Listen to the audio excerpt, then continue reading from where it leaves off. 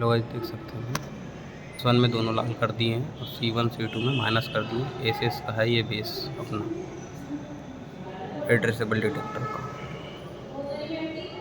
और ये डिटेक्टर है अपना 24 नंबर जो ऑलरेडी अंदर से प्रोग्राम होता है। डिटेक्टर में प्रोग्रामिंग करने की ज़रूरत नहीं होती है। तो ये हम लगा दे रहे हैं 24 नंबर, इसे लिख दिया है पीछे 24 नंबर।